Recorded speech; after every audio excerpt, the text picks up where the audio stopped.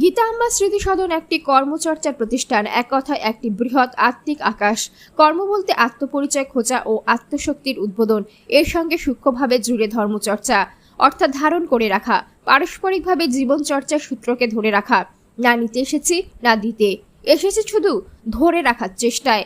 এক কথায় ধর্মচর্চা আর কর্মচর্চা আষ্টেপৃষ্টে জড়িয়ে থাকা, একটি মহাপ্রাণের সঙ্গে আরেকটি মহাপ্রাণ জড়িয়ে থাকা। দর্শনগত ভিত্তি বেঁধে বেঁধে থাকি একসাথে। এক কথায় ফুলের গন্ধ যেমন বন্ধুর মতো জড়িয়ে থাকে, ঠিক তেমনই গীতা আম্মা স্মৃতিসধন জড়িয়ে থাকে সময়, সমাজ, জগৎ। হরি ওম, নমো নারায়ণ। প্রথম একটা ভুল আমি ভাঙিয়ে দিই, আমার হাত ধরে রথের রশিতে টান পড়বে না, টান পড়বে আমার এই শিশু ভোলানাথদের হাত। যারা রং পেন্সিল আনন্দ পাঠশালার শিশু ভোলানাথ, এরাই টানবে রথের রশি, এরাই সাম্প্রদায়িকতা মুক্ত পৃথিবী বানাবে, দেশ হিংসা বিভেদের বিপরীতে এরা থাকবে। এবারে আসি রথের সঙ্গে সম্পর্ক। রথের সঙ্গে যার সম্পর্ক আমার ব্যক্তিগতভাবে ভীষণভাবে মনে হয়, তিনি শ্রী শ্রী চৈতন্যদেব, যার সম্পর্কে আমরা কিছুটা জেনেও জানি না। এই জগন্নাথ দেবকে লোক সমক্ষে আনার জন্য শ্রী চৈতন্যদেবের অবদান কিন্তু বিপুল। এবারে কেন আমি বলতে যদি হয়, তাহলে দেখা যাবে শ্রী চৈতন্যদেবের পূর্বপুরুষের ভিটে উড়িষ্যা। শ্রী চৈতন্যদেবের বাবার নাম হচ্ছে জগন্নাথ। তিনি জগন্নাথ ভক্ত ছিলেন এবং তিনি সেই সময় রথের রশি টানার বিষয়েও একজন উদ্যোগী মানুষ ছিলেন। ভালোবাসাকে ব্যাখ্যা করতে গেলে প্রথমেই যেটা, শ্রী চৈতন্যদেব তিনি যখন নবদ্বীপ ধামে তার যখন হরে কৃষ্ণ নাম তিনি চারদিকে ছড়িয়ে দিচ্ছেন, সেই সময় স্বতঃস্ফূর্তভাবে মানুষ কিন্তু আবেগের সঙ্গে বেরিয়ে এসছেন এবং এই শ্রী চৈতন্যদেবের এই যে হরে কৃষ্ণ নাম, সেই নামটাকে উনি কিন্তু সারা পৃথিবীর ইতিহাসে উনি কিন্তু ব্যাখ্যা করেছেন। এবং আস্তে আস্তে ধীরে ধীরে আমরা দেখতে পেলাম যে শ্রী চৈতন্য মহাপ্রভু উনি কিন্তু ওখানেই কিন্তু থেমে থাকলেন না, উনি কিন্তু সন্ন্যাস নিলেন কাটোয়ায় গিয়ে। নিত্যানন্দ মহাপ্রভু তার একজন পার্ষদ। নিত্যানন্দ মহাপ্রভু বললেন যে আজকে এত পবিত্র দিন, আজকে এই পবিত্র দিনে কোনো মৃত আত্মা আসবে না, দাহ হবে না।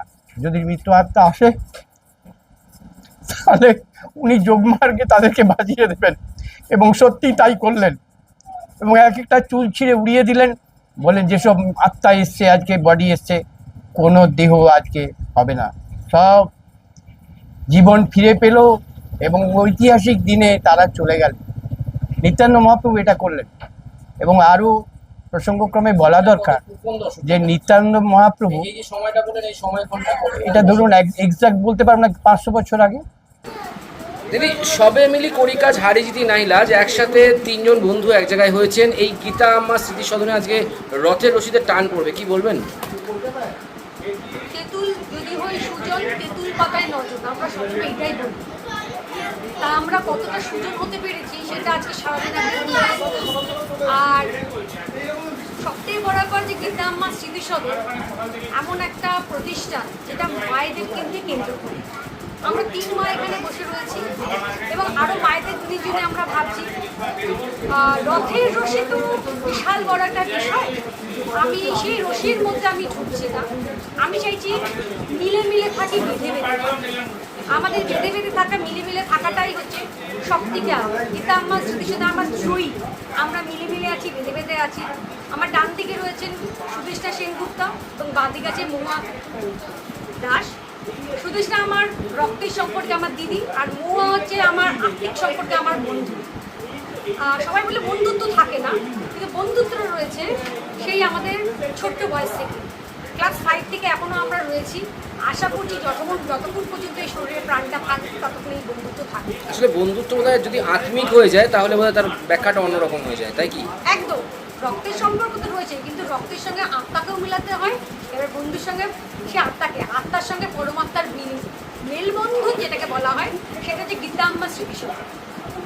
আমরা সবসময় একটা বলি যে বেঁধে বেঁধে থাকি আমরা, কারণ আগে দেখতে যে একান্নবর্তী পরিবার ছিল, সেই একান্নবর্তী পরিবারের মধ্যে অনেক মা, কাকিমা, জেঠিমা, আগে যারা হয়তো পূর্ব বাংলা থেকে যারা এসেছেন, আমার মা বাবারা, তারাও কারো না কারো বাড়িতে আশ্রিত থেকে কাউকে আশ্রয় দিয়ে বড় হয়েছে। এখন তো সব নিউক্লিয়ার, সব নিজের বাঁচবো নিজের করবো।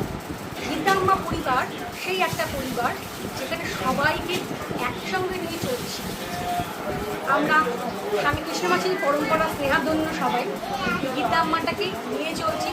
রথের রশি যেরকম সবাই টেনে নিয়ে যাচ্ছে, সেরকম গীতাম্মা চিকিৎসা পিছিয়ে করা সেই প্রান্তিক মানুষদের সঙ্গে করে এগিয়ে নিয়ে চলার চেষ্টা করছি। একটা ট্যাগলাইন রয়েছে, রাজপথে ছুটবে রথের রশি, এর ব্যাখ্যা যদি দেন। রাজপথে ছুটবে রথের রশি। রাজপথে তো আমরা যতদূর জানি রথের রশি ছোটে না, রথের চাকা ছোটে, তাহলে এটার ব্যাখ্যাটা কি? রশিটা কারা টানে? রশি টানে সেই মানববন্ধন। তাহলে সেই মানববন্ধনটা কোথায় আসছে? রাজপথে। তা কোথাও গিয়ে আমরা ঘরের মধ্যে আটকে রয়েছি, ঘর থেকে যে বাইরে বের করার জন্য রয়েছে আমাদের সামনে রথ। রথে কারা রয়েছে? বলরাম, জগন্নাথ, সুভদ্রা, দুই ভাই এবং বোন।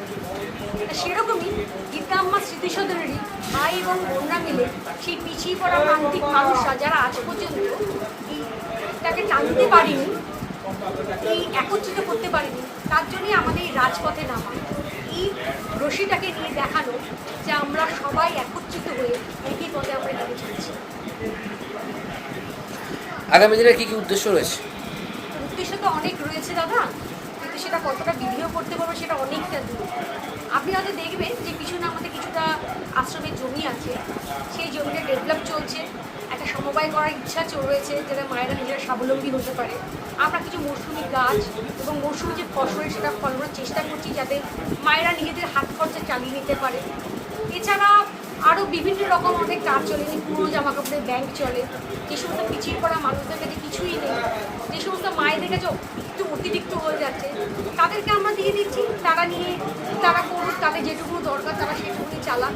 তার সঙ্গে এই দুজনও আমার রয়েছে, তারা বিভিন্ন জায়গাতে বিভিন্ন রকম ফান্ড জোগাড় করে দিচ্ছে, গাছ জোগাড় করে দিচ্ছে, জামা কাপড় জোগাড় করে দিচ্ছে, যাতে আমরা একসঙ্গে বেঁধে বেঁধে থাকতে পারি এবং যারা বেঁধে নেই তাদের বাঁধতে পারি। আপনার নাম? আমার নাম নিতা সিং। ধন্যবাদ।